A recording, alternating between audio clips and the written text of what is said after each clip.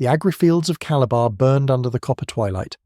Corporal Vera then crawled through irrigation ditches choked with the dead, her lasgun clutched to her chest. 3 days since the greenskin horde had descended. 3 days of watching her regiment, the Calabar 81st, reduced to scattered pockets of resistance. The Vox had gone silent 6 hours ago. Across the valley, the Orcish encampment roared with cruel celebration. Looted Chimeas and Lehman rust tanks stood as trophies amid crude effigies of slain guardsmen. Vera counted at least 200 of the beasts, their massive forms silhouetted against the flames. The nearest patrol stomped less than 30 meters from her position, led by a knob whose tusked head swung back and forth, sniffing the air like a predator. She buried herself deeper in the ditch, pressing against the cooling bodies of her fallen comrades. Her fingers found a fallen Aquila pendant in the mud. The eagle, symbol of the god emperor, stared back with empty eyes. Vera clutched it tight until the metal bit into her palm. The blood would attract them. She knew this, but could not release her grip. The guttural voices of the Orc patrol grew louder. Heavy boots splashed through the flooded fields. Vera closed her eyes and prepared for the emperor's judgment. Then came the silence. The sudden absence of sound was more terrifying than the Orcish war cries. Vera risked a glance above the ditch rim. The patrol stood motionless, their crude weapons lowered as they stared at something in the darkness beyond her field of vision. A gentle splashing approached from behind. Vera spun, las gun raised, finger trembling on the trigger. A diminutive figure stood ankle-deep in the murky water, barely a meter tall, wizened and ancient, with skin the colour of faded emerald and ears that rose to sharp points. It leaned on a GNL'd walking stick and regarded her with eyes that held centuries of wisdom and sorrow. "Fight alone, you should not," the creature said, its voice rasping yet gentle. "Outmatched you are." Before Vera could respond, the Orc patrol charged with a bellowing war cry. 5 massive greenkins, axes raised, bearing down on their position. The small green figure turned to face them with a fluid gesture that belied its apparent frailty. It raised one 3-fingered hand. The leading Orc, a brute twice the size of a human male, suddenly lifted from the ground. Its legs kicked uselessly at empty air as it rose 3 m high. The remaining Orcs skidded to a halt, their primitive minds struggling to comprehend what they witnessed. Violence? The answer is not always, the diminutive being said sadly. Then it closed its hand into a fist. The suspended Orc flew backward as if struck by a Lehman Russ round, its massive body crashing through 3 of its companions. The impact shattered bone and pulverized organs. Only the knob remained standing, too stunned to react. "Run you will," the green figure said with quiet authority. "Tell your war boss that protected this world is." The knob bared its tusks, rage overcoming fear. It charged with surprising speed for its bulk, power axe humming with crude energy fields. The small being sidestepped with impossible grace. It leapt, spinning through the air to land on the Orc's muscled shoulders. Before the creature could react, the being pressed both hands against the greenkin's temple. "Sleep now," it whispered. The knob collapsed like a felled tree, crashing face first into the mud. Its breathing continued, slow and deep, but it did not stir. Vera stared in disbelief. Lasgun still trained on the small figure as it hopped down from the fallen Orc. "Who are you?" she managed, her voice cracking from thirst and fear. The ancient being studied her with eyes that seemed to peer into her very soul. "Yoda, I am called," he said simply, "and much to do. We have before returned the greenkin's due." Vera lowered her weapon, torn between imperial doctrine regarding Xenos and the undeniable fact that this Yoda had saved her life. Doctrine seemed a distant concern compared to survival. "What are you?" she asked. Yoda looked to the horizon where the Orcish camp blazed against the deepening night. A traveller far from home, a teacher without students. His ancient face creased with something like resignation. A being out of place in a universe of war. The Aquila pendant, still clutched in Vera's hand, seemed to burn against her skin. Everything she'd been taught warned against trusting this alien creature. Yet something in those ancient eyes commanded trust. "My regiment," she said. "They're scattered across the valley. Some might still be alive." Yoda nodded, his long ears bobbing gently. "Find them, we will. But first, attend to your wounds. We must." Only then did Vera notice the shrapnel embedded in her thigh, the blood soaking her fatigues. The adrenaline had masked the pain, but now it struck with sudden breathtaking intensity. She staggered, and the world tilted sideways. The last thing she saw before consciousness fled was Yoda's small hand reaching toward her. His eyes closed in concentration as a strange warmth flowed through her shattered body. The war boss known as Grimdark Skull Smasher stood atop his command platform, a looted Imperial bunker mounted on massive track treads. His red eyes narrowed as he surveyed the burning fields. Something had changed. The hunt had become too easy, then suddenly silent. "What's Dar hold up?" he bellowed at his lieutenant, a scarred knob missing half its jaw. "Why ain't the boys brought more Hume's tar crush?" The lieutenant shifted uneasily. "The patrol's gone quiet, boss. 5 teams not reporting back." Grimdark grabbed the smaller orc by its crude armor and lifted it until they were eye to eye. "Find out what happened or I'll feed your guts to Dar Squigs." Before the lieutenant could respond, a commotion erupted at the edge of the camp. A lone orc staggered through the perimeter, its armor scorched and eyes wild with something no orc should ever display: fear. Grimdark dropped his lieutenant and stomped toward the newcomer. "Power claw whirring. Woot's got you running, Yaggit. Where's the rest of your patrol?"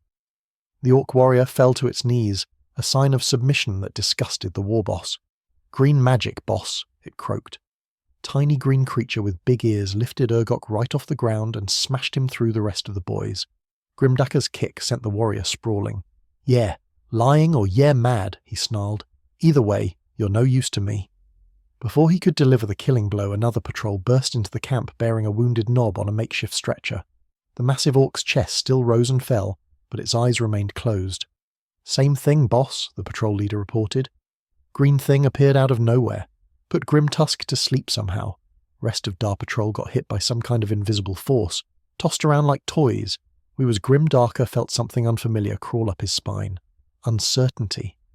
In 30 years of wagging across 3 sectors, he had never encountered anything like this. His instincts warred between the orcish drive to find and fight this new challenge and a primitive whisper of caution. "Get Dar, weird boy," he ordered. "If it's magic, then we need our own magic." As his minions scattered to obey, Grimdark turned back to the burning horizon. Something was coming, something that might make this boring conquest interesting after all. Yoda stood at the entrance to the abandoned munitions bunker, watching as the scattered survivors of the Calabar 81st trickled in. 43 men and women so far, most wounded, all bearing the hollow stare of those who had witnessed horrors beyond comprehension. Corporal Vera then had recovered quickly after his ministrations. Too quickly, perhaps. The force had responded strangely here, flowing into her wounds with an eagerness that surprised him. This universe resonated differently than his own. The force was wilder here, more primal, as if it had never been tamed by generations of Jedi. "They're still coming in," Vera reported, limping to his side. The shrapnel wounds had closed, but the damaged muscle would need time to heal properly. Lieutenant Casqui was holding a position near the central processing plant with 15 troopers. They should arrive after nightfall. Handled this well. You have Yoda observed. A leader's instincts you possess. Vera shook her head. "I'm just a corporal. I drive a Chimera transport. That's all. Rank not important. Spirit essential." Yoda tapped his walking stick against the ferrocrete floor. "Tell me of your Imperium. You should understand this place. I must." Vera's expression darkened. "The God Emperor protects humanity from the horrors of the galaxy. We serve him with our lives. That's all you need to know." "A god? This Emperor is?" Yoda asked gently. "He sits upon the golden throne on Holy Terror, guiding the Astronomicon that allows our ships to navigate the warp. He protects our souls from the ruinous powers." Vera recited the catechism with practiced devotion, but Yoda sensed doubt beneath her words. "And Xenos like myself." Her hand moved unconsciously to her holstered lasgun. "Imperial doctrine is clear. The alien cannot be trusted. The alien must be purged." Her eyes met his. "But you saved us when the Emperor did not answer our prayers. I don't know what to think anymore." Yoda nodded, understanding her conflict. In darkness, rigid thinking brings false comfort. Flexibility survival requires. He gazed up at the stars appearing in the darkening sky. Different this galaxy is but suffering the same everywhere. A commotion at the bunker entrance interrupted them. 2 guardsmen dragged in a third, his armor scorched and leg mangled. Behind them came a woman in the tattered remains of an officer's uniform, her face a mask of dried blood and determination. "Lieutenant Kask," Vera said with visible relief. The officer surveyed the bunker with a tactical eye, noting positions, supplies, and defensible points. When her gaze fell on Yoda, she froze. "Throne of Terror," she whispered. "What is that thing?" Before Vera could intervene, Cass had drawn her bolt pistol and aimed it at Yoda's head. "Step away from the Xenos, Corporal. That's an order." The bunker went silent.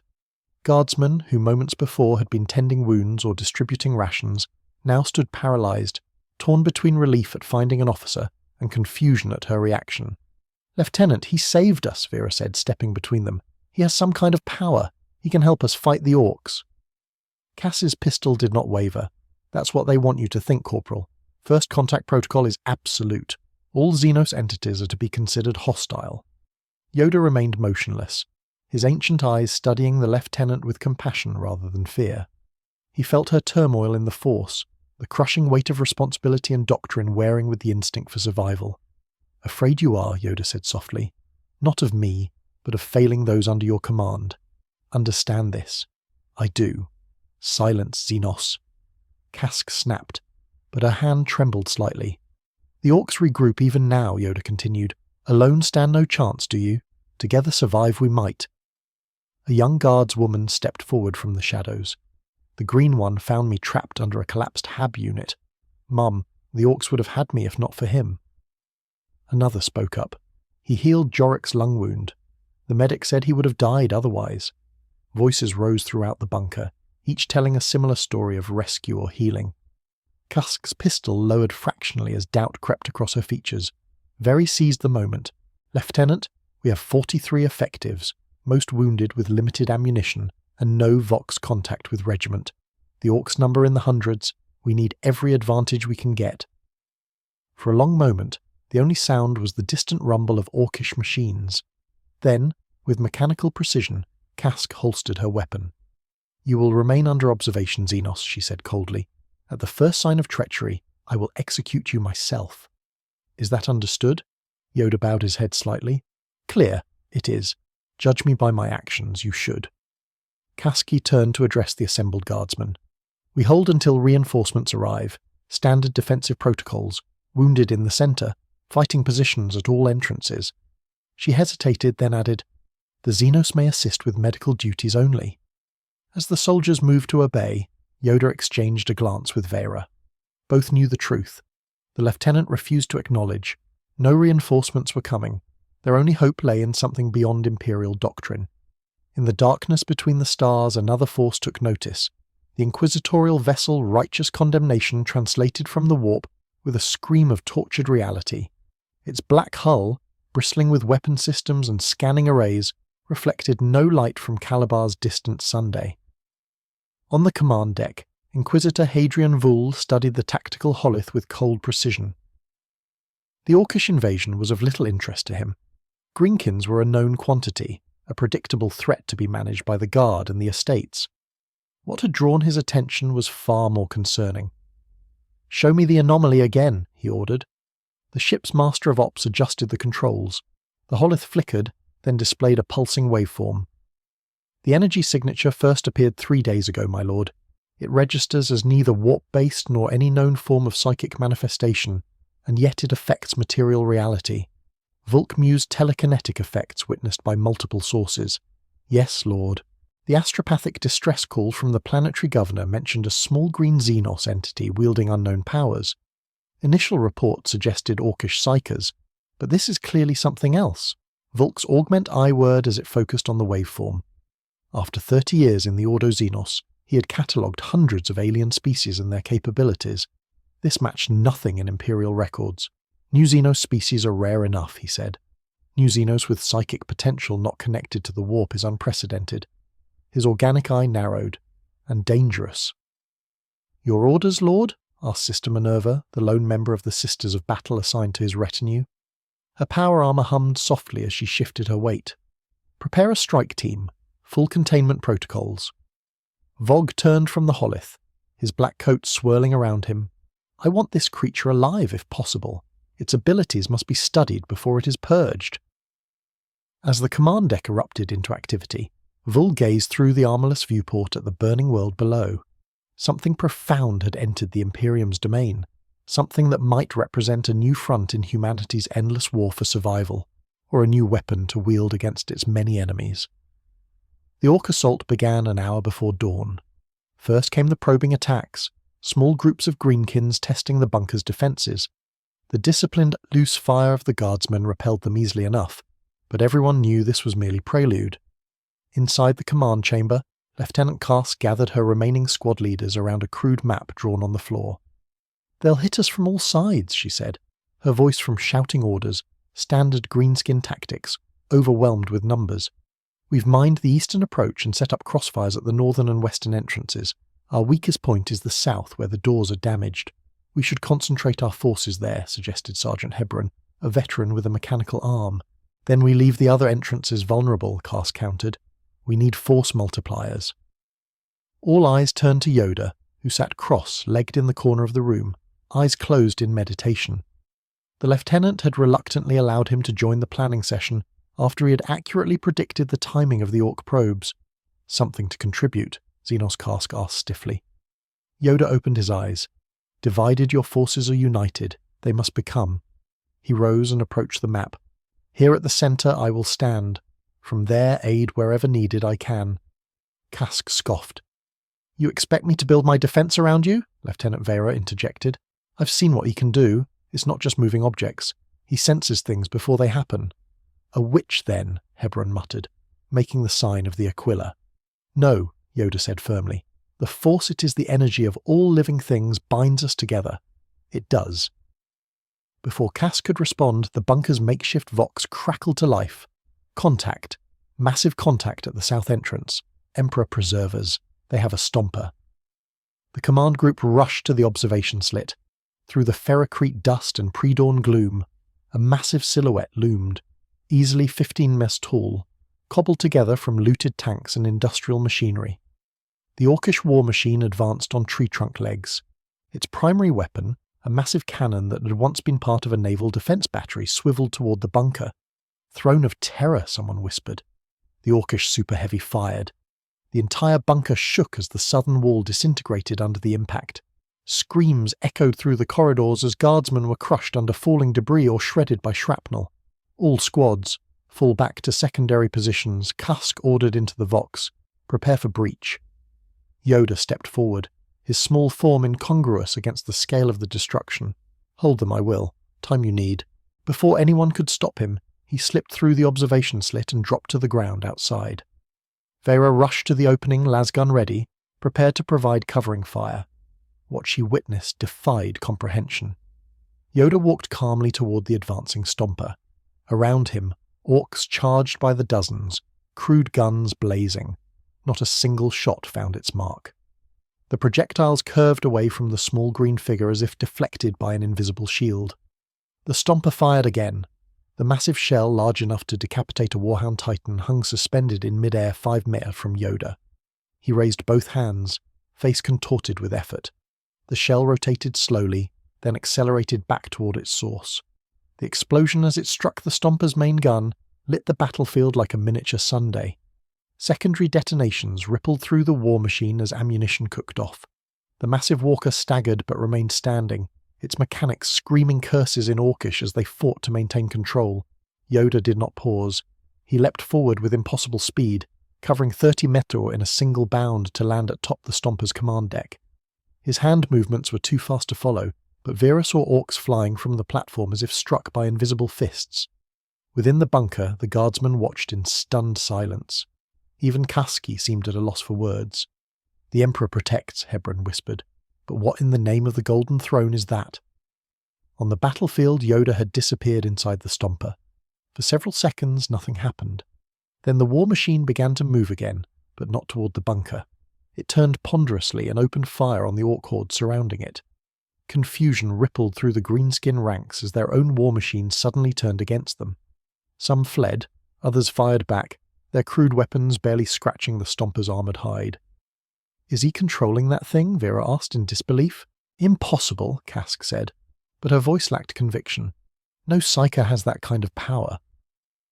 The stomper continued its rampage through the Orcish lines for nearly a minute, before a lucky shot from an orc tank struck its leg joint. The massive machine toppled slowly, crushing dozens of greenkins beneath it.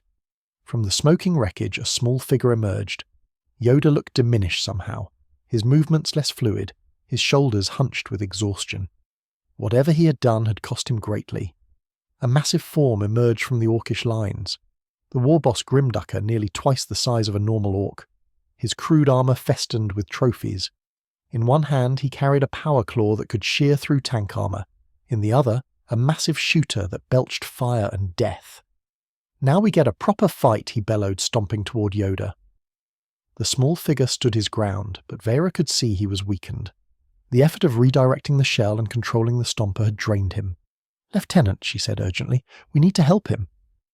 Kask hesitated only for a moment. "All units covering fire on the warboss. Give the Xenos a chance."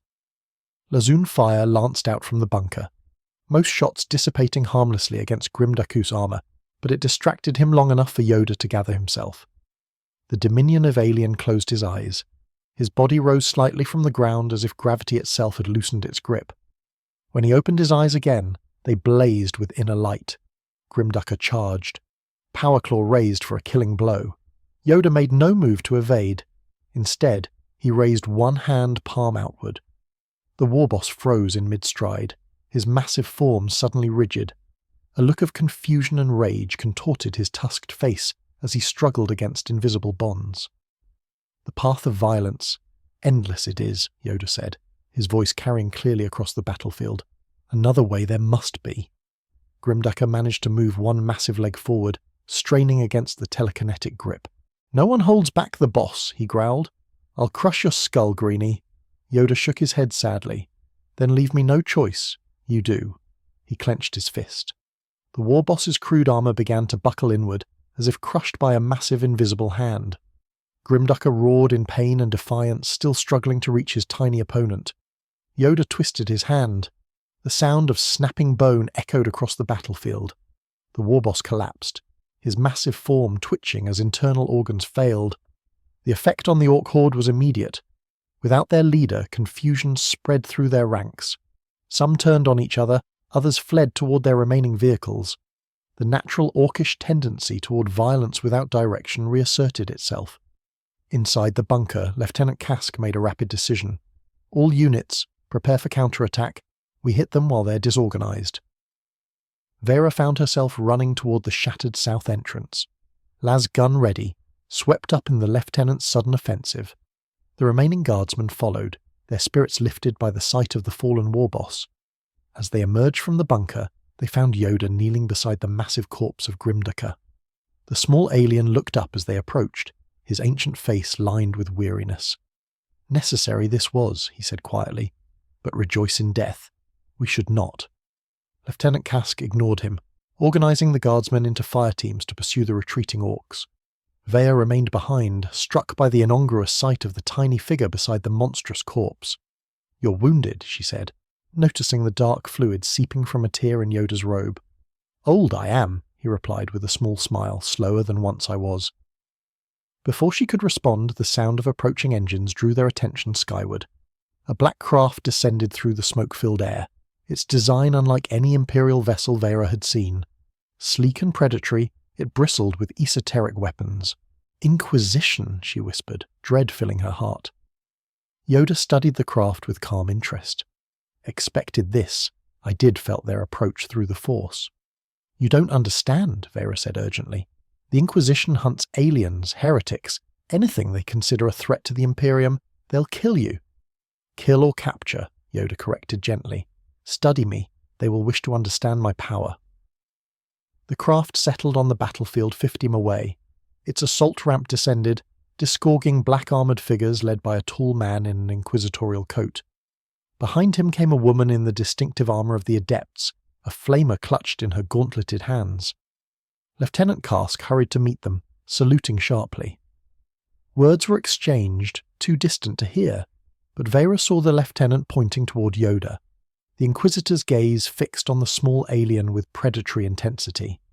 "Run," Vera urged while they're distracted. "I can show you a way through the maintenance tunnels." Yoda shook his head. "Run forever. I cannot confront this. I must." The Inquisitor approached, his retinue spreading out in a containment pattern. his augmentatic eye word as it focused on Yoda. "I am Inquisitor Hadrian Vul of the Ordo Xanos," he announced. "You are a Xenos entity wielding unknown psychic abilities.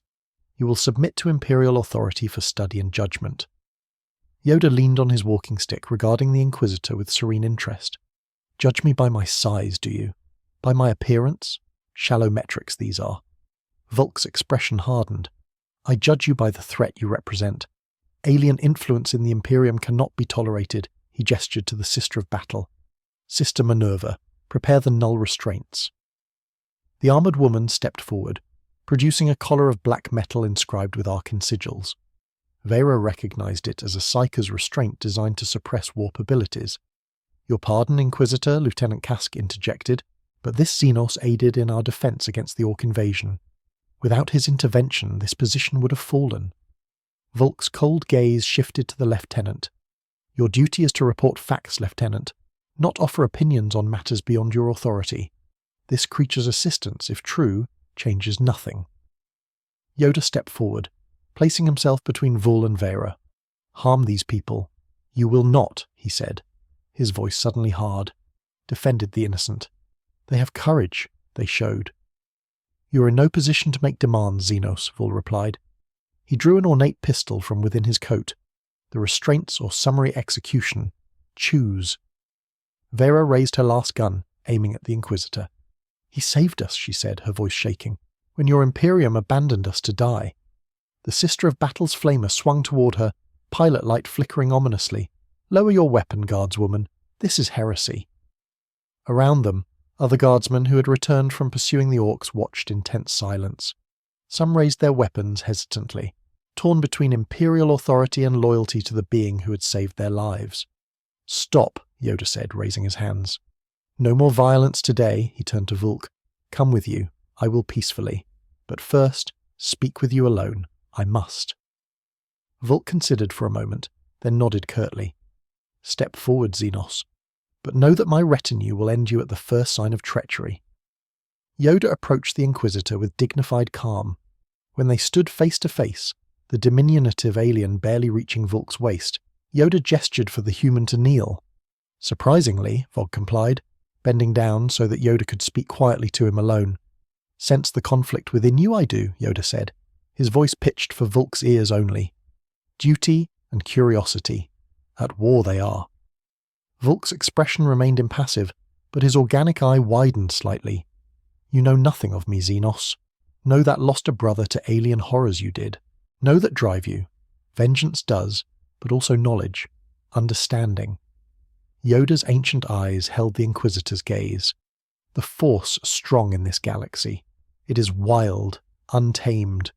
Call it the warp, you do, but understand it fully you do not."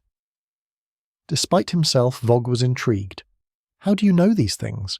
The Force connects all living things. Read your memories. I do not, but feel your emotions, your intentions. This I can." Yoda's ear twitched slightly. "A bargain I propose. Study me, you may learn from me, but harm the innocent, you will not."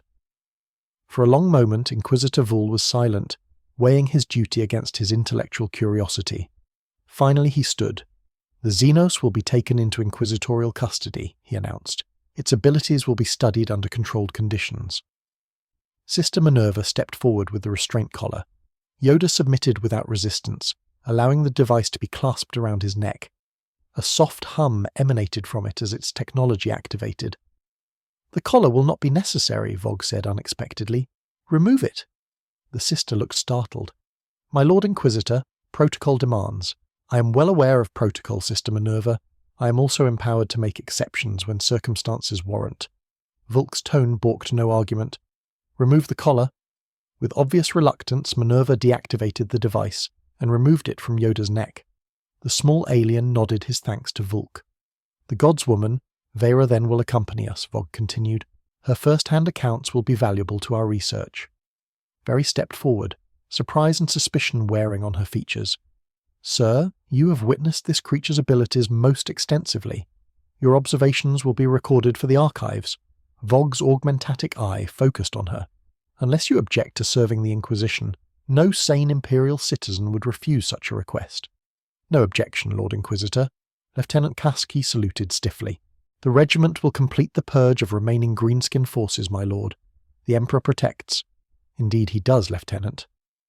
Through vigilance and sacrifice, Vul gestured toward his craft. "Come, Xenos. Your new life in the service of the Imperium begins now." As they walked toward the inquisitorial vessel, Vera leaned down to whisper to Yoda. "What did you say to him?" Yoda's ancient face creased in a smile that held both wisdom and sadness. "The truth. Dangerous. It always is." Above them, the skies of Calabar began to clear as the smoke of battle dissipated. Sunlight broke through, illuminating a landscape of destruction and death. Yet amid the ruin, Imperial Guardsmen moved with renewed purpose, their spirits lifted by an unexpected victory, and perhaps by something else, something not found in Imperial doctrine or the litines of faith, something older and more fundamental. Hope. The inquisitorial vessel, Righteous Condemnation, hung in the void above the Agri world, its engines idle as it prepared for warp translation. Within its armoured hull, Inquisitor Vul stood before a viewport in his private chambers, hands clasped behind his back as he contemplated the stars. Behind him, the door slid open with a pneumatic hiss.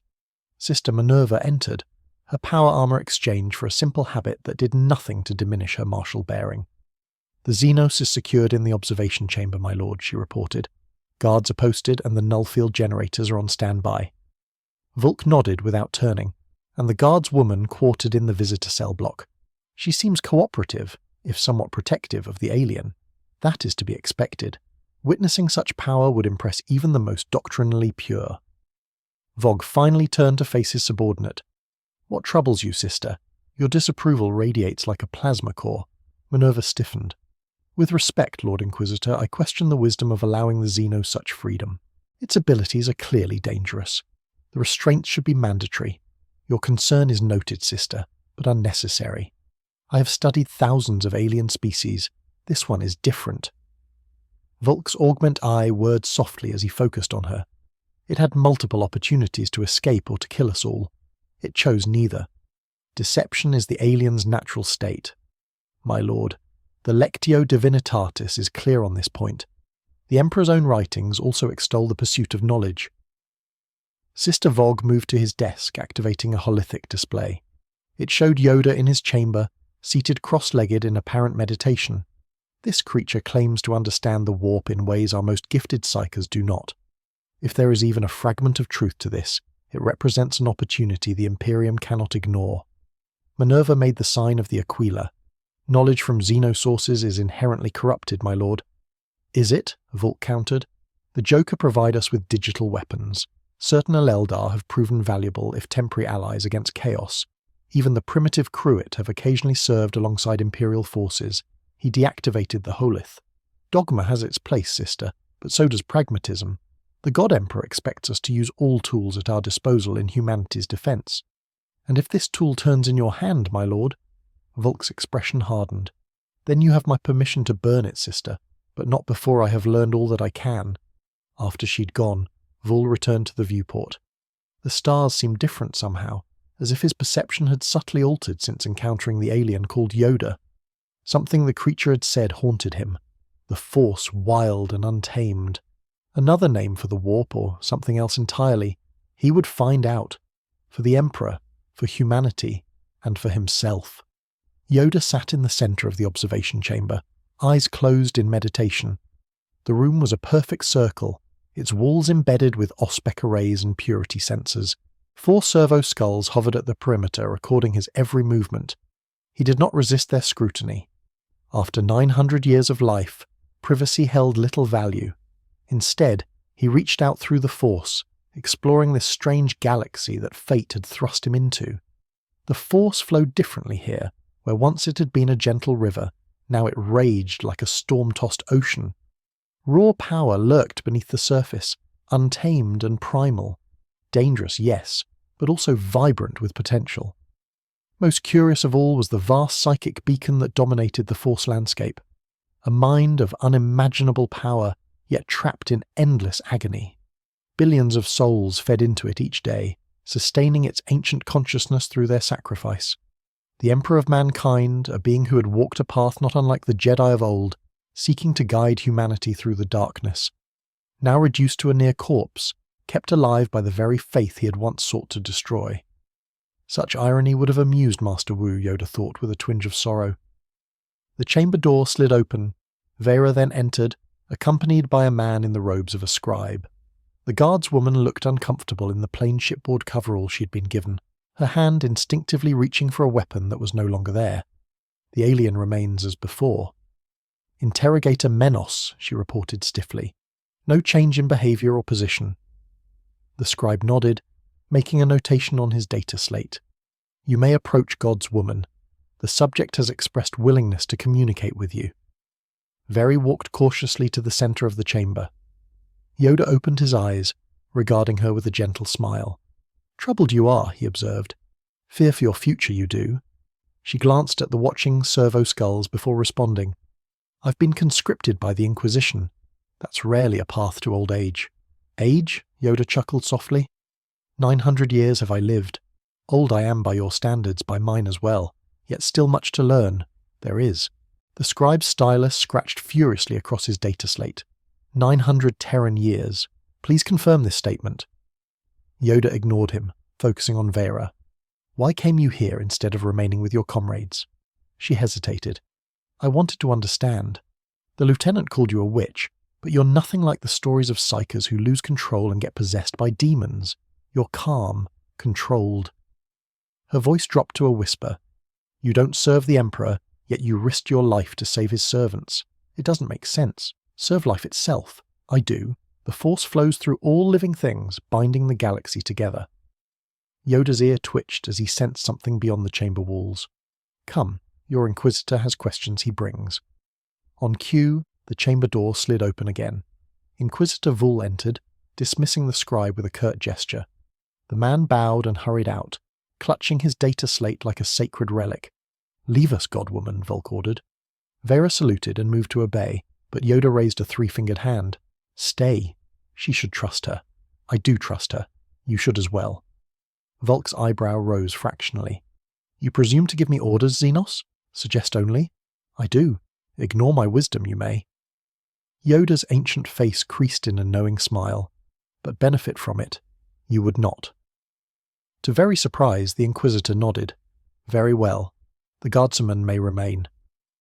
He drew a chair from near the wall and sat, bringing himself closer to eye level with the diminutive alien. "You claim to have knowledge of what we call the warp. Explain." Yoda closed his eyes briefly, gathering his thoughts. "The Force, we called it. An energy field created by all living things, surrounds us, penetrates us, binds the galaxy together." He opened his eyes, fixing Vogue with a penetrating gaze. "But different it is here. Wilder, more dangerous, corrupted by emotions unchecked." "You speak of the ruinous powers," Vogue said. "The Chaos Gods. Gods they are not," Yoda corrected. "Powerful entities, yes, but natural. They are part of the cosmic balance." Vogue leaned forward. "Natural. They are abominations that seek humanity's destruction. Destruction? No. Transformation? Yes." Yoda's voice took on a teaching cadence. "In my galaxy, the Force had two aspects, light and dark, creation and destruction, life and death, natural cycles. These are." He gestured to the viewport where stars glittered in the void. But here, unbalanced the Force became. The dark side too powerful, fed by billions of minds, untrained, unaware. "You suggest that mankind created its own destroyers." Volk's tone was skeptical, but Vera noticed he did not dismiss the idea outright. Create or awaken, the difference. Semantic it is. Yoda shifted, wincing slightly as his wounded side protested. "But important this is not important is what do now we must." Volk stood abruptly pacing the chamber. "This talk borders on heresy. Xenos the Ecclesi teaches that the Emperor protects humanity from these entities, that they are external to us. Predators seeking entry to the material realm. True from a certain point of view." Yoda's ear twitched, but incomplete. "The Emperor, powerful. He's a nexus in the Force, but alone, he cannot stand against the darkness." "What are you suggesting?" Vogue demanded, his patience clearly wearing thin. "Training," Yoda said simply. "The Jedi Order, guardians of peace. We were for thousands of generations. Used the force we did, controlled it, served it like the librarians of the Adeptus Astartes, Vera suggested, then fell silent as Vogue glared at her. More than warriors, Yoda corrected gently. Peacekeepers, diplomats, healers, connected to all living things through the Force. Volk's augment I-word as it focused on the alien. And you propose to establish such an order within the Imperium. The Emperor's Inquisition already serves this purpose. With respect, hunt threats. You do destroy enemies. Important this is. Yoda tapped his walking stick against the floor for emphasis. But balance also important. Connection, compassion, the light side of the Force. The Inquisitor's laugh was cold. Compassion is a luxury the Imperium cannot afford. Xenos, we fight daily for our very survival. Survive only. Is that enough? Yoda challenged. Or thrive should you grow, evolve? Before Vogue could respond, alarms blared throughout the ship. A Vox speaker in the ceiling crackled to life. Inquisitor Vogue to the command deck immediately. Warp anomaly detected. Multiple hostiles incoming. Vogue strode to the door, which hissed open at his approach. Secure the Xenos, he ordered Vera. If it attempts to escape, execute it. After he had gone, Vera turned to Yoda with uncertainty. I should restrain you. Necessary. It is not. Yoda closed his eyes again, his expression troubled. Sense them. I do. Drawn to us? To me. Sense what? Vera asked, her hand unconsciously making the sign of the Aquila. Darkness, hunger, corruption. Yoda's eyes opened, reflecting a deep sadness. Demons, you call them, manifestations of the dark side. They are. The ship lurched suddenly, artificial gravity fluctuating. Emergency lumens activated as the main lighting failed, bathing the chamber in blood-red illumination. They're attacking the ship, Vera realized, moving instinctively toward the weapons locker near the door. It remained stubbornly sealed without an inquisitorial override. No ordinary attack this is. Yoda rose to his feet, suddenly looking far more vigorous than his ancient frame suggested. A test it is for me. Before Vera could question him further, the temperature in the chamber plummeted. Frost formed on the metal floor, spreading in intricate patterns that resolved into arcane symbols. The air itself seemed to thicken, as if reality was being stretched to its breaking point. A tear appeared in the centre of the chamber, not in the physical walls, but in the fabric of reality itself. Through it poured a sickly green light that illuminated nothing, yet somehow revealed too much. Vera staggered back, her mind reeling from sensory input. It was never designed to process. Only her guardsman training kept her from collapsing entirely. From the tear emerged a figure that seemed to constantly shift between forms. One moment a beautiful human female in elaborate robes, the next a rotting corpse crawling with maggots, then a bloated thing of pules and weeping sores. Only the eyes remained constant, ancient hungry eyes that held the wisdom of millennia and the innocence of a newborn. Fascinating, the entity said, its voice a discordant chorus. You are not of this realm, little one, not even of this reality. Yoda stood firm before the manifestation, his walking stick planted firmly on the deck. Name yourself, creature. The entity laughed, the sound like breaking glass. Names are such limiting things. But if you insist, you may call me Immatrixia, handmaid Arden of Nurgle, bearer of 7 plagues, daughter of decay. Daemon, Vera whispered, finding her voice at last. Emperor, protect us. Your corpse god has no power here, mortal. This vessel now exists partially in the warp thanks to my master's blessings. Her shifting gaze returned to Yoda. But you interest me far more than this human chat. Your power tastes different, untainted by the warp, yet similar. My master would know more of it. Your master, Yoda said calmly. Learn nothing from me. He will. The demon's form solidified momentarily into that of a plague doctor, its beaked mask leaning close to examine him. You misunderstand, little green one. You have no choice in the matter. Your essence will be absorbed, your knowledge extracted, your very being repurposed to serve the grandfather's designs. Yoda's ear twitched slightly. Incorrect you are. He moved with explosive speed that belied his ancient appearance. One 3-fingered hand thrust forward. The daemon was hurled backward as if struck by a titan's fist, crashing into the chamber wall hard enough to dent the adamantium plating. Matrixia laughed again, the sound wetter and more visceral than before. Oh, how delightful! Such power in such a small package. The grandfather will be most pleased. The chamber began to fill with a noxious green fog that seeped from the daemon's constantly shifting form. Where it touched metal, corrosion spread instantly. A single wisp brushed Vera's hand, and she cried out as blisters erupted across her skin. "Poison against poison," the daemon crooned. "Let us see how your strange power fares against the blessings of Nurgle." Yoda closed his eyes, drawing deeply on the force. The fog swirled around him but did not touch him, repelled by an invisible barrier. When his eyes opened again, they glowed with internal light. "Life against decay," he countered, "and an ancient battle. This is one your kind always loses." He raised both hands. The force responded with an eagerness that surprised even him, rushing through his small frame like a tidal wave. The chamber filled with blinding white light as Yoda schneeled pure life energy against the demon's corruption. Ematrixia shrieked, her form destabilizing as the light penetrated her substance. "Impossible. You are no servant of the anathema. What are you?" "A Jedi Master," Yoda answered simply, "one with the Force." The light intensified, forcing Vera to shield her eyes. Through her fingers she saw the demon thrashing as portions of its form dissolved into nothingness. Not banished back to the warp, but truly unmade. "My master will know of this," Ematrixia hissed, her voice now a broken whisper. "All the Chaos gods will know your name, little green one. They will come for you. Ready for them." "I will be," Yoda replied, his voice strained with effort. With a final scream that seemed to echo from multiple throats, the demon disintegrated completely. The tear in reality sealed itself with a thunderclap that threw both Yoda and Vera to the floor. Silence fell, broken only by the continuing alarms and the sound of distant weapons fire. The ship still lived, still fought, though whether against external or internal threats was impossible to tell. Vera struggled to her feet, cradling her blistered hand. What in the Emperor's name was that? What did you do? Yoda remained seated on the deck, his small form radiating exhaustion. "The force I used, the light side, life energy against decay and corruption."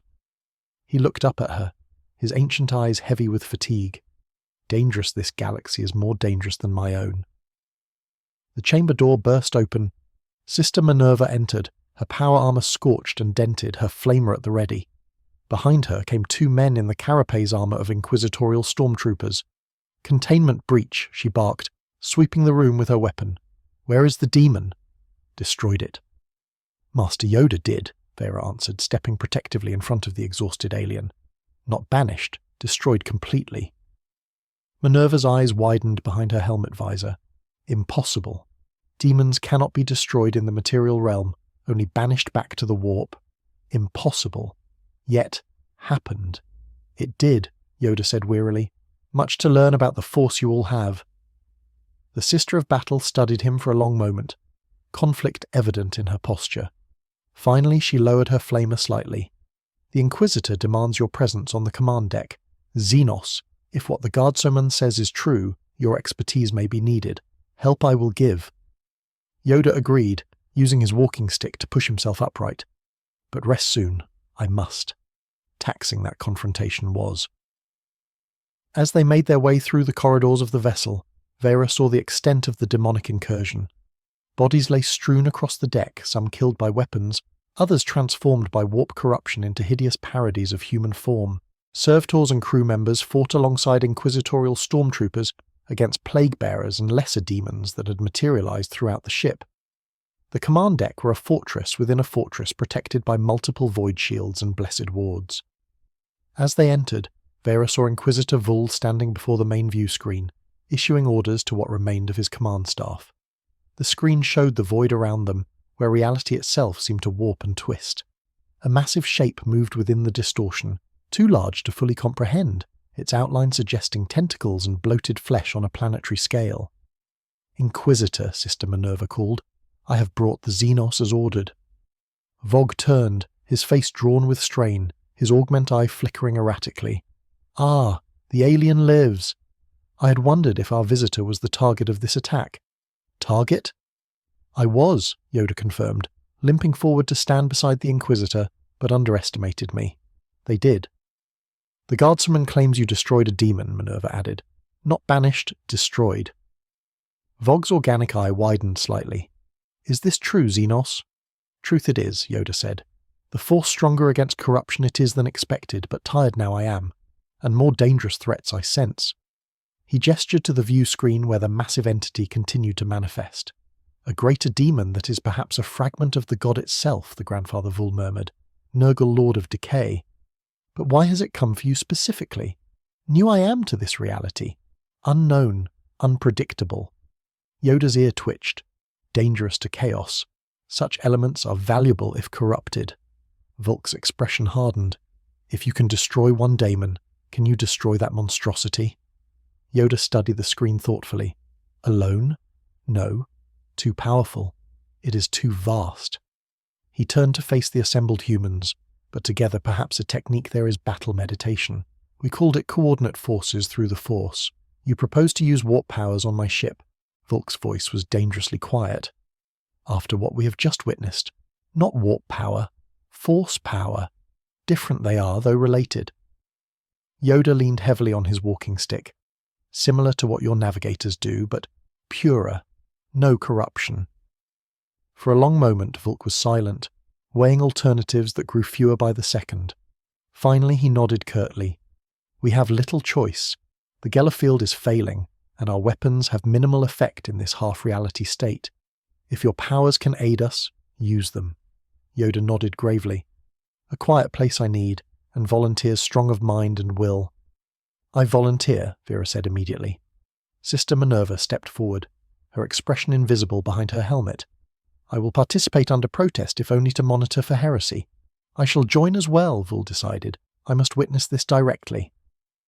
Within minutes they had gathered in the ship's chapel.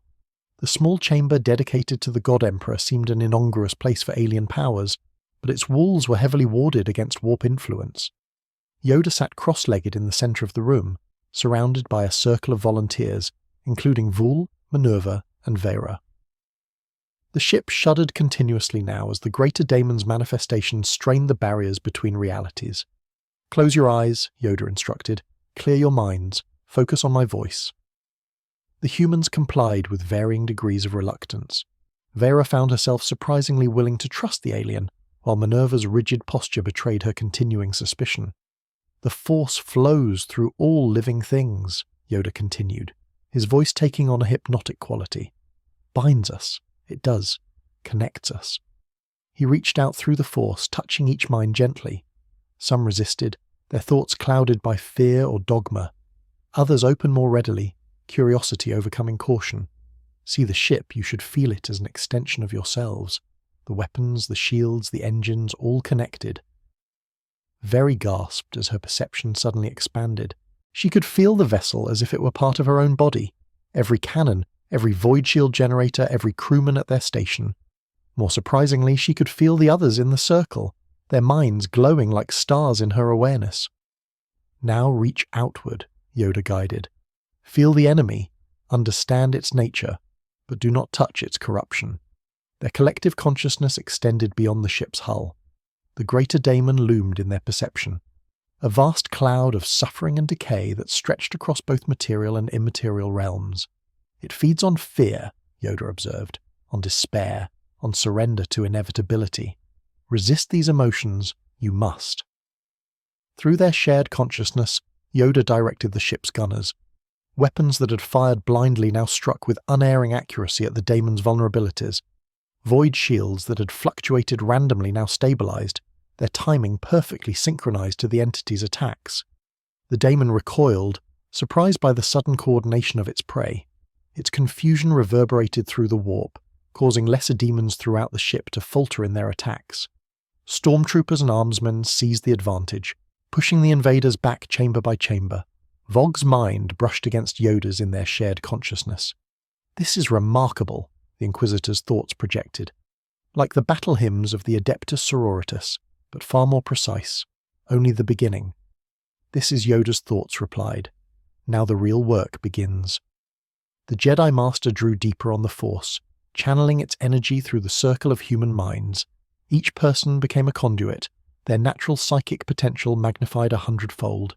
Together they were a tapestry of pure force energy that surrounded the ship like a second hull. The greater daemon struck again, tentacles of corruption seeking to penetrate this new barrier. Where they touched, the humans felt burning pain, but Yoda guided them through it, teaching without words how to transmute suffering into determination.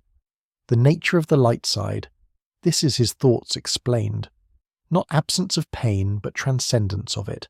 Not denial of death, but acceptance of natural cycles. Sister Minerva's mind recoiled at concepts that bordered on heresy, yet she could not deny their effectiveness. The demon's attacks grew more desperate as it found itself unable to corrupt this strange energy that resembled the warp, yet rejected its fundamental nature. Through their shared perception, they felt the ship's navigator enter a trance state. Inspired by their example, the warp engines powered up, creating a counter-resonance to the demon's presence. Now Yoda commanded both mentally and aloud, "Strike together, we must. All weapons, all minds, all hearts." The righteous condemnation unleashed its full arsenal, every weapon striking simultaneously, Macroc cannons, lance batteries, plasma projectors, all guided by the collective consciousness focused through Yoda's battle meditation. The greater daemon shrieked, the sound penetrating both material and immaterial realms. Its vast form began to dissolve, not banished back to the warp, but literally unmade. As the force energy disrupted its fundamental structure, impossible. The entity's thoughts boomed in their collective mind. "What is this power? What are you creatures?" "Life itself," Yoda answered simply. "The force in balance." With a final psychic scream that left the humans reeling, the greater daemon disintegrated. The warp distortion collapsed upon itself, reality snapping back to normal with a concussive force that rattled the ship's adamantium bones. The battle meditation circle broke as each participant was thrown to the floor. Yoda alone remained seated, though his small form trembled with exhaustion. Silence fell, broken only by the sound of emergency systems and distant damage control teams. The demonic incursion had ended as suddenly as it began. Vera was the first to speak. Her voice. "Is it over?" "For now," Yoda replied, his eyes half closed, "but noticed we have been by powers greater than that demon, by the gods themselves." Vogue pushed himself to his feet, his movements unsteady. "What you did was unlike any psychic technique in Imperial records. The way you destroyed those entities rather than simply banishing them." He shook his head in disbelief. "It should not be possible. Different universe, different rules," Yoda said wearily. "The Force here adapted it has to the threats it faces." Sister Minerva removed her helmet, revealing a face lined with new scars and aged beyond its years by what she had experienced. "I felt clarity," she admitted reluctantly, as if seeing through the lies, as she stopped unable to complete the heretical thought. "The experience of the Force universal it is," Yoda said gently. "Beyond dogma, beyond faith, reality itself." The ship's Vox system crackled to life. "Command deck to Inquisitor Vulm's. Warp distortion has cleared, my lord. All demonic entities have been eliminated. Request permission to make emergency translation to normal space." Vogue moved to the comm unit. "Permission granted. Navigator. Get us back to reality."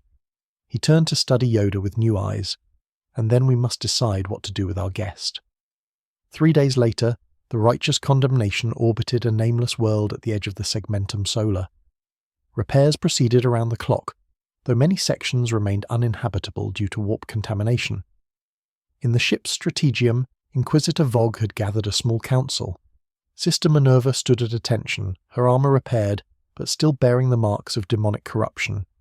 Vera then, now officially designated as Inquisitorial Adjutant, sat at the table reviewing data slates, and Yoda, no longer a prisoner but not quite an ally, occupied a seat modified to accommodate his small stature. "The implications are profound," Vogue said, pacing the length of the chamber. "If what the Xenos Yoda demonstrated can be taught to human psychers, we would have a new weapon against chaos, not merely to banish demons, but to destroy them utterly. If it can be taught at all," Minerva cautioned. "This may be unique to his species. Unique to me it is not," Yoda assured them. "Taught thousands of Jedi. I did of many species. The ability to touch the Force inherited it, is but the discipline, the control taught these can be." "To whom?" Vogue asked. "Sanctioned psychers, Grey Knights, The Sisters of Silence, perhaps. Though they lack psychic ability of their own, Yoda shook his head. Start smaller. We should, a new order, select students carefully. Train them in the Jedi ways. Vulk stopped pacing. You propose to create an organization parallel to the Inquisition. The High Lords of Terror would never permit it. Need not know initially. They do, Yoda said with a hint of mischief. Experiment, you might call it. Inquisitorial prerogative. Despite himself, Vogue smiled thinly. You understand political reality surprisingly well for a being from another universe. 900 years old I am, Yoda reminded him. Seen the rise and fall of governments. I have the corruption of power, the cycles of violence. His ancient eyes held a deep sadness. In my universe too failed. The Jedi ultimately did. Too rigid. We became too dogmatic. Repeat these mistakes. We must not. Very looked up from her data slate. The ship's astropath received a response from Calabar 4. The Orc invasion has been completely repelled. Lieutenant Karsk has been promoted to captain for her leadership. Good news, Vogue acknowledged, but a minor matter compared to what we now face. He activated the Strategium's holithic display, showing a map of the segmentum. We've confirmed warp disturbances in 3 sectors. Word of our encounter with the Lord of Decay has spread through the Immaterium. The other Chaos Gods will not ignore this new threat to their power, nor will they ignore a potential new weapon or pawn. Minerva added, if they cannot destroy Master Yoda, they will attempt to corrupt him. Immune to such corruption. I am not, Yoda admitted. Though resisted better than most, I can. The dark side familiar to me it is. Vogue studied the ancient alien with his augment eye. You speak as one who has faced temptation before. All who touch the Force face such temptation. Anger, fear, aggression. The dark side are they? Seductive, easier. Yoda's ear twitched, but ultimately destructive. The Inquisitor made his decision. We will establish a small training facility on Chiron 2, an agri-world, isolated of little strategic importance. Officially it will be registered as an inquisitorial research station studying xenotech. And the students? Vera asked. We start with 10, Vogue decided. Young psychers who have not yet been shipped to Terra for soul binding, those who show potential but have not been indoctrinated into Imperial orthodoxy. Minerva stiffened. My Lord Inquisitor, this borders on heresy. The soul binding is what protects human psychers from demonic possession, and yet it failed to protect many of our own astropaths during the recent incursion, Vogue countered. While this Xenos technique succeeded, we must be practical, sister. Yoda closed his eyes briefly. A risk there will always be. The dark side ever present it is, but with proper training controlled it can be. I will remain as inquisitorial observer, Minerva declared. If I detect any sign of chaotic taint, I will terminate the project immediately. Agreed. Vulk turned to Vera. Adjutant. Then you will serve as liaison between Master Yoda and the students. You have demonstrated an unusual affinity for his techniques. Vera blinked in surprise. Me, sir? But I'm not a psyker, Yoda smiled gently. Stronger in the Force than you know you're awakened during our battle meditation. Your potential was felt. It did you not. She had no answer for what could one say. When the foundations of one's understanding of reality had been shaken, Vul returned to the head of the table. We face opposition from all sides. The Chaos Gods, the Imperial Ecclesiarchy, should they discover our true purpose. Even the Inquisition itself, many of whom would consider this an unacceptable deviation from the Imperial truth. Then why do it? Vera asked. Why take the risk? The Inquisitor's expression was solemn. Because the Imperium is dying. Adjutant. Slowly over millennia, but dying nonetheless. We win battles, but lose the war by inches. If there is even a chance that this alien's knowledge can provide a new weapon against the ruinous powers, we must pursue it. Weapon? Yes, Yoda acknowledged. But more than that, a new way of understanding the universe. A path between blind faith and soulless reason. He rose from his seat, suddenly seeming taller despite his diminutive stature. In darkness, light. In ignorance, knowledge. In death, the Force. As they departed the Strategium, each lost in their own thoughts. None noticed the small green-tinged reflection that briefly appeared in the polished surface of the holithic projector, a face both ancient and eternally youthful, crowned with horns and wearing an expression of infinite patience. Tien, architect of fate, changer of ways, had taken notice. The project on Chiron 2 began with little fanfare. A prefabricated Imperial research facility, ostensibly studying agricultural biosciences, became home to Yoda and his first 10 apprentices. Children and young adults, all with latent psychic abilities that had manifested just enough to draw Imperial attention, but not enough to warrant immediate transport to Terra. Vera found herself in the unexpected role of student as well as liaison. Her own abilities had blossomed rapidly under Yoda's tutelage. Though they manifested differently than the traditional psyker talents recorded in Imperial archives, where most human psykers manipulated the warp directly, she found herself able to perceive what Yoda called the living force, the energy created by and connecting all life. Focus, Yoda instructed as they sat in the facility's central chamber. 10 students arranged in a circle around them, eyes closed in meditation. Feel the force flowing through you. A conduit you are, not a vessel. Vera extended her awareness as she'd been taught. She could sense each student now, their minds glowing with varying intensity. Some burned bright but unstable, their connection to the force wild and undisciplined. Others maintained a steadier presence, though less powerful. "Master Yoda," she said softly, opening her eyes. "Why do we not sense the same darkness in the force that manifested on the ship? The demons, the chaos entities?" Yoda's ear twitched, his ancient eyes studying her with approval at the question. Hidden it is by distance and by the Emperor's light. The Astronomicon, a great beacon in the Force, shields this world from the worst corruption. He gestured to the facility around them. "Small we are unnoticed, but grow we will and notice us. The darkness eventually shall. Will we be ready when it does? Ready? We must be. No choice we have." Yoda rose, moving among the students and gently correcting postures with his walking stick, the Jedi of old centuries it took to build. "Time we do not have accelerated. Your training must be." In the months that followed, the training intensified. Yoda pushed his students to their limits, teaching them to touch the Force without drawing on the warp's corrupting energy. They learned to move objects with their minds, to sense emotions and intentions, to heal minor wounds, and most importantly to recognize and resist the temptations of what Yoda called the dark side. Sister Minerva watched it all with growing uncertainty. Her initial suspicion had given way to reluctant fascination. These abilities were undeniably psychic in nature, yet they manifested without the usual risks of demonic possession or mental instability. Still, she kept her flamer close and her faith closer. Inquisitor Vul visited irregularly, always arriving without warning and departing just as suddenly. Each time he interviewed the students, tested their abilities, and engaged Yoda in long philosophical discussions that sometimes lasted through the night. After one such session, he summoned Vera to his temporary quarters. "Your progress report indicates exceptional advancement." "Adjutant," he said, studying a data slate. "Master Yoda speaks highly of your intuitive grasp of his techniques." "Thank you, Lord Inquisitor," she replied, standing at attention at ease. "Adjutant, we are not in a guard regiment." Vul set aside the data slate. "I have a question of a more personal nature. In your communion with this force, have you experienced any visions, images of past or future events?" Very hesitated. "Yes, Lord. Flashes mostly unclear. Tell me." "I saw a golden figure on a throne of technology in constant agony yet somehow transcendent." She swallowed hard. "I believe it was the Emperor."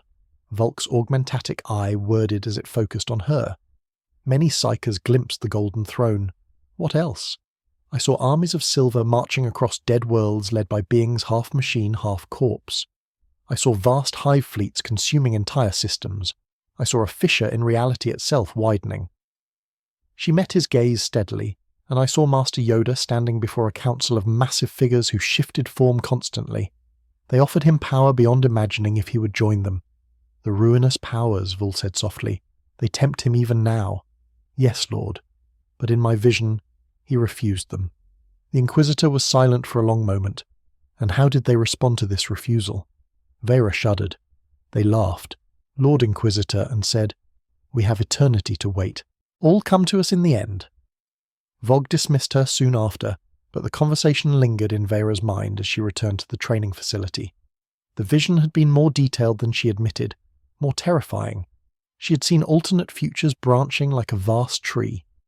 In some Yoda's teachings spread across the Imperium, creating a new order of Force users who stood against chaos with unprecedented success. In others, his students fell one by one to corruption, becoming worse than the evils they fought. And in one branch, one terrible possibility, she had seen Yoda himself transformed, his wisdom twisted into cunning, his compassion into calculated manipulation.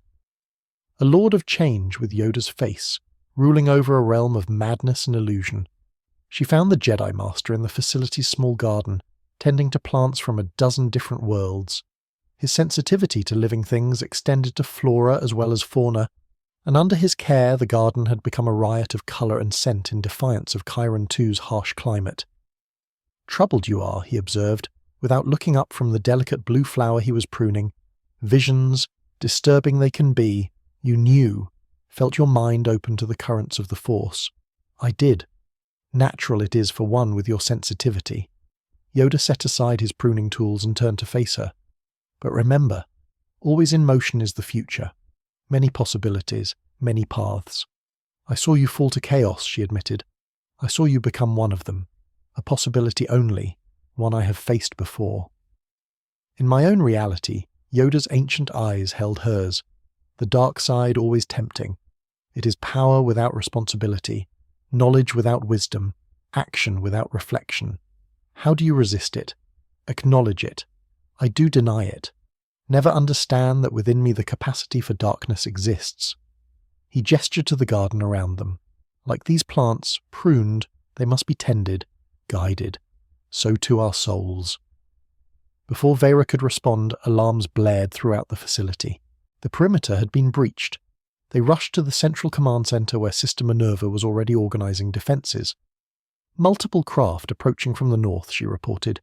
Imperial signatures, but not responding to identification challenges. Inquisition. Very suggested.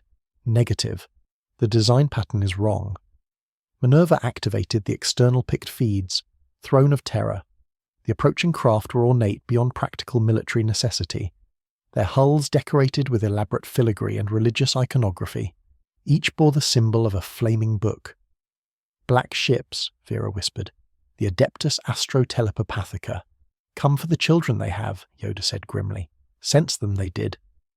Sister Minerva's expression was unreadable behind her helmet. "Standard Imperial procedure, Master Yoda. Psychers must be collected and brought to Terra for soul-binding or other Imperial service or execution." Very added. Depending on their power and stability, Yoda's ear twitched. "Oppose them directly. We should not. An internal Imperial matter. This appears to be Inquisitor Vogg's authority superseded. It may be the Vox unit crackled to life. Research Facility Chiron Epsilon.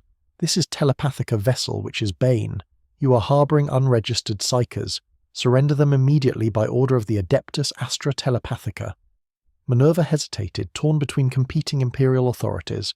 "We should contact Inquisitor Vogg," she decided, reaching for the long-range Vox unit. "No time," Yoda said. "Feel their intentions?" "I do. The children taken they will be." With or without permission, he turned to Vera. "Gather the students in the meditation chamber. Protect them. You must." "And what will you do, Master Yoda?" she asked, already moving toward the door. "Speak with our visitors." "I shall." His ancient face bore an expression she had never seen before. Determination hardened into something approaching grimness. Diplomatic. "I shall endeavour to be." As Vera rushed through the facility, gathering frightened students from their quarters, she felt a powerful presence enter the Force. Yoda had not been idle in these months of teaching. His own connection to this universe's version of the Force had grown stronger, more attuned to its unique characteristics. In the meditation chamber, she assembled the 10 students ranging in age from 8 to 17 years. "Listen carefully," she told them. "Visitors have come who may wish to take you to Terra. We're going to try to prevent that, but if we can't, you must remember everything Master Yoda has taught you." "Are they going to hurt us?" "Are they going to hurt us?" asked the youngest, a small boy whose telekinetic abilities had manifested after watching his entire family killed by Dark Eldar raiders. "Not intentionally," Vera answered honestly, "but the soul-binding process is dangerous, and the warp connection it creates conflicts with what you've learned about the Force." "We won't go," declared an older girl, her eyes flashing with determination. "Well, fight." "No," Vera said firmly. "Master Yoda has taught you better than that. Violence is the last resort, not the first. We will try diplomacy, then evasion, and only defend ourselves if absolutely necessary. Through the facility's walls they heard the sound of craft landing. Heavy boots stomped on ferrocrete as armed escorts deployed to secure the perimeter. Then came a different sound, a rhythmic tapping that sent chills through the assembled students. "Sisters of Silence," whispered one of the older boys. "The Nulls." Vera had heard of these elite warriors, women who lacked souls that the warp could touch, their very presence dampening psychic abilities. They served as escorts and enforcers for the black ships, ensuring that even the most powerful psychers could be contained and transported safely.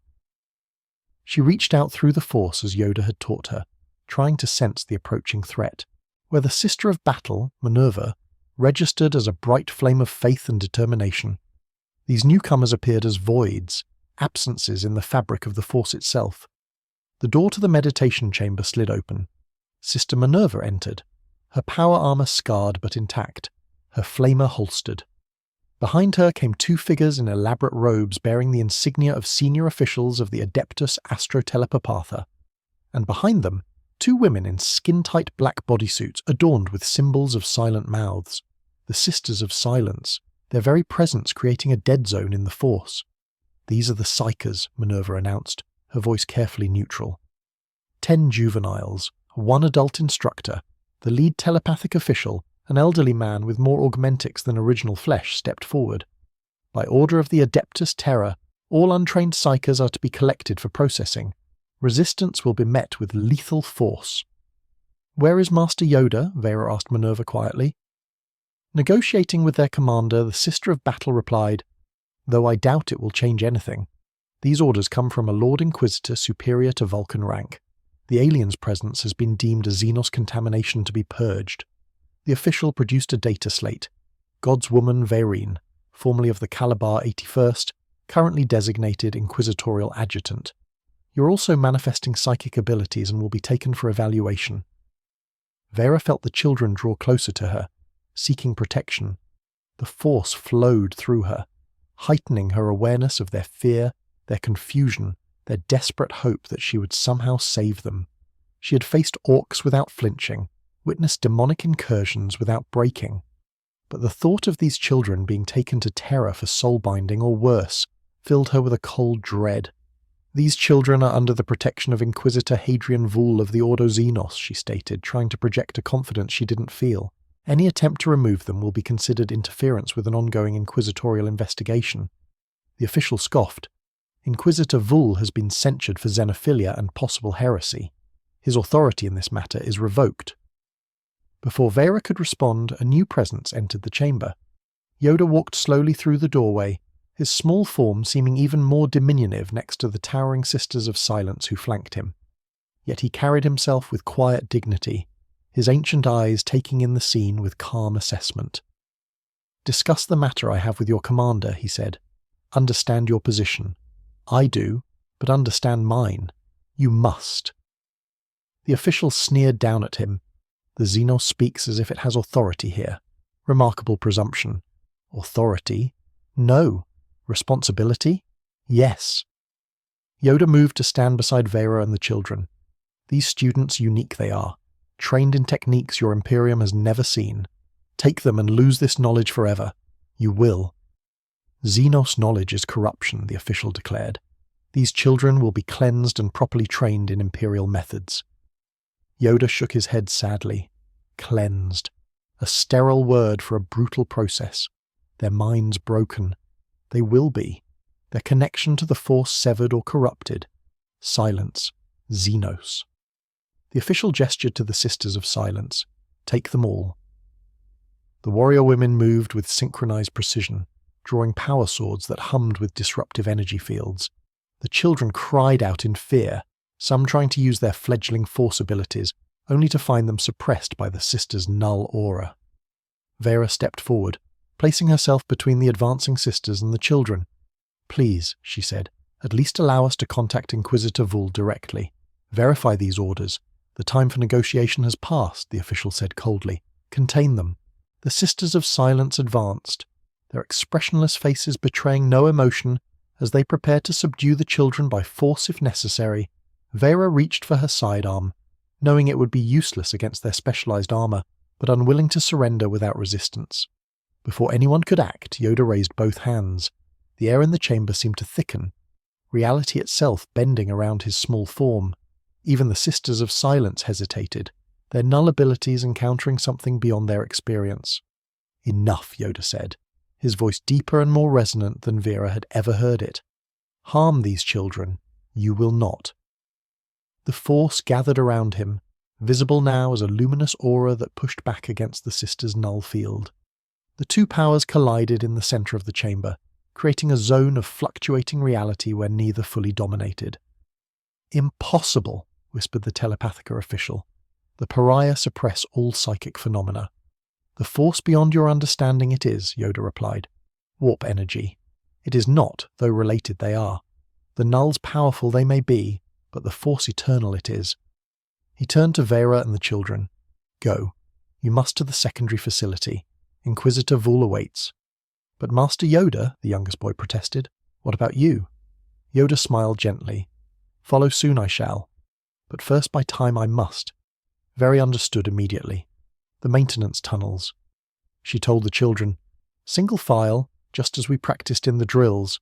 "You will not leave this chamber," the official declared, drawing an ornate pistol from within his robes. "In the Emperor's name, I order you to surrender these psychers." Sister Minerva, who had remained silent throughout the confrontation, suddenly stepped between the official and the children. "These psychers are under my protection. As a representative of the Adeptus," she stated, her flamer now in hand. "I have observed no heresy or corruption in their training. Your orders conflict with my mission parameters." The standoff intensified, neither side willing to back down. Yoda continued to maintain the force barrier that kept the Sisters of Silence at bay, but Vera could see the strain it placed on his ancient frame. "Go," he repeated. Now Vera herded the children toward a maintenance hatch set into the chamber's floor.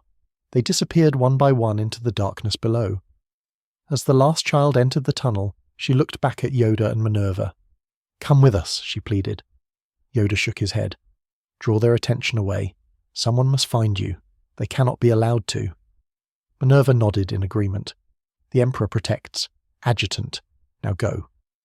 With a final glance at the ancient Jedi Master who had changed her understanding of the universe, Vera descended into the tunnel, sealing the hatch behind her.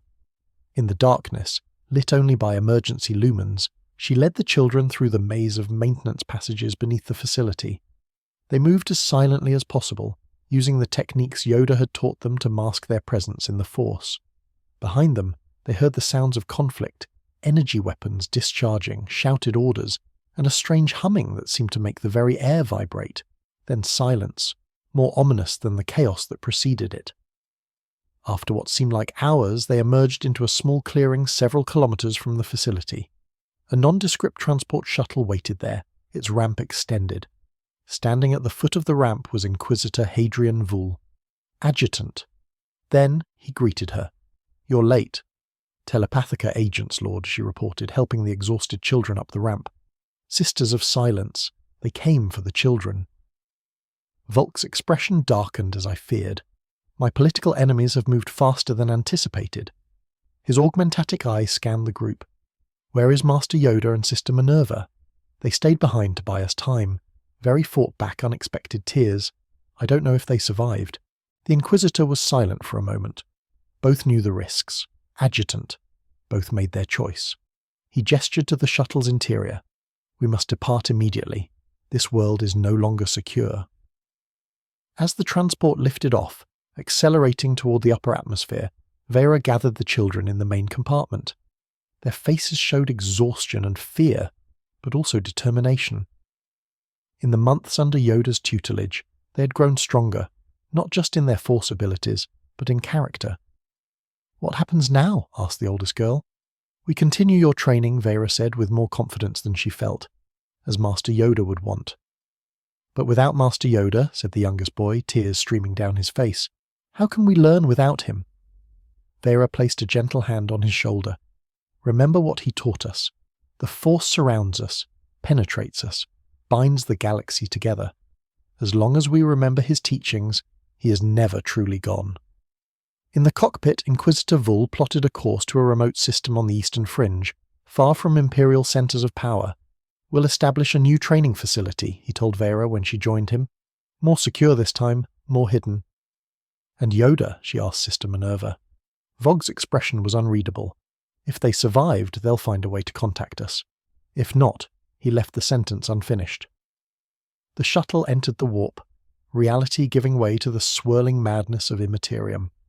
Protected by Gellerfields, they travelled through the realm of nightmares toward an uncertain future. In the back of her mind, Vera thought she heard a familiar voice. "The Force will be with you always." Whether memory or genuine contact through the Force, she couldn't say, but it gave her strength.